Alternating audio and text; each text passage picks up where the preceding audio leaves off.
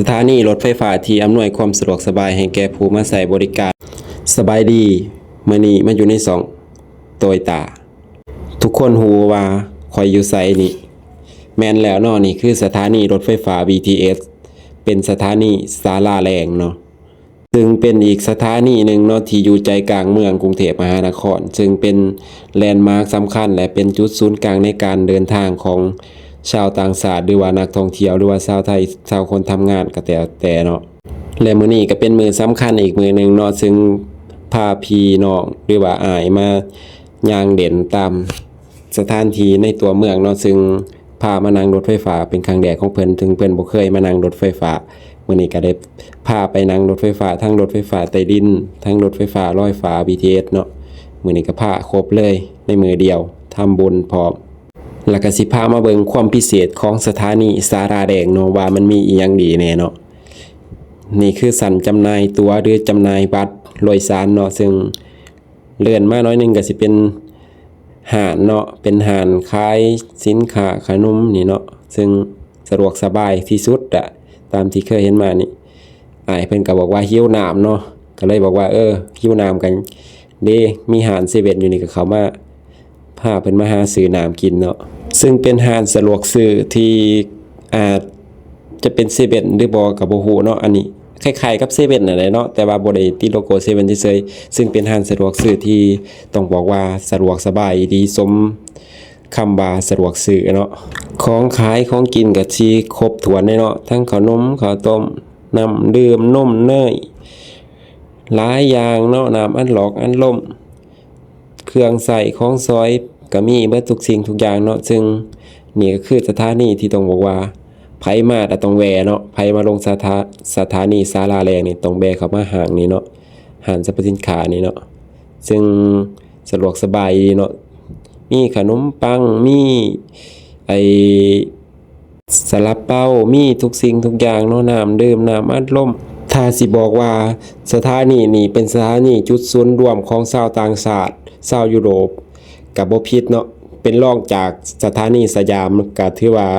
ไหลเลยเนาะเพราะว่าสถานีนี้เป็นสถานีที่อยู่ใจกลางเมืองแล้วก็สามารถเดินเสื่อมต่อไปห้างสรรพสินค้าไปสวนสาธารณะไปหลายทางเนาะนี่ก็ถือว่าเป็นง่ายที่สุดเนาะนี่คืออยู่ใจกลางเมืองและที่สำคัญสถานีศาลาแรงยังสามารถเชื่อมต่อกับสถานีรถไฟฟ้ามหานครหรือว่ารถไฟฟ้าใต้ดิน MRT เนาะสายสีลมเนาะบ่ว่าสิไปสุขุมวิทห้วยขวางหรือว่าสิไปท่าพระหลัก2บางหว่าเนาะก็ถือว่าสามารถมาลงที่สถานีศาลาแรงแล้วก็ไปต่อไหลเลยเนาะซึ่งเดินสกายบล็อกไปก็สิซับเดินไปแป๊บนึงก็สิประมาณเดี๋ยวครัวเข้าไปแล้วมันก็สิมีดิบเนาะสามารถลงดิบไปแล้วก็ไปสั่นจำหน่ายตัวแล้วก็ลงไปได้เลยเนาะอันนี้ก็คือต้องบอกว่าเป็นสถานีที่สะดวกสบายที่สุด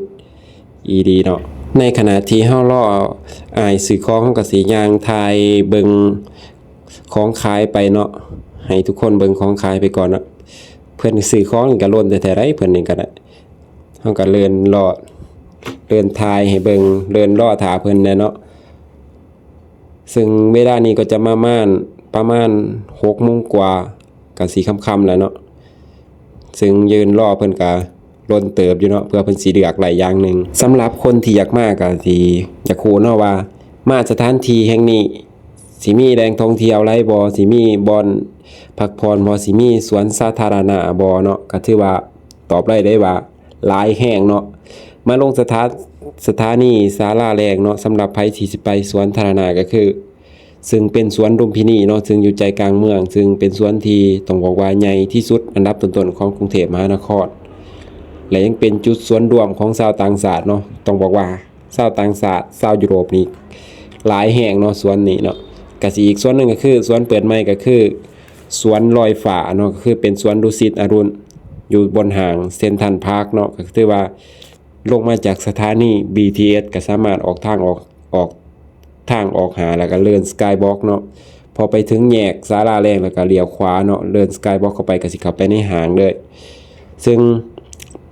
เข้าไปในห้างแล้วก็ขึ้นบันไดเลื่อนขึ้นไปแล้วก็ขึ้นไปถึงชั้น5แล้วก็ เลื่อนออกไปทั้งสวนดอยฟ้าไหลเลยเนาะหรือไผสิอยากขึ้นสัน6เลยก็คือถือว่าไปไหลก็คือไปขึ้นดิฟเนาะขึ้นดิฟไปก็สิไปโพธิสัน6ออกมาก็สิเป็นอันนี้สวนสาธารณะคือกันเนาะซึ่งมีหลายสันเนาะสวนสาธารณะซึ่งสิประมาณสัน4สัน5สัน6มั้ง3สันหรือเปล่าเพราะว่าก็คือไปมาหลายเทื่อแล้วคืองามแฮงเนาะสวนแห่งนี้เนาะเป็นสวนดอย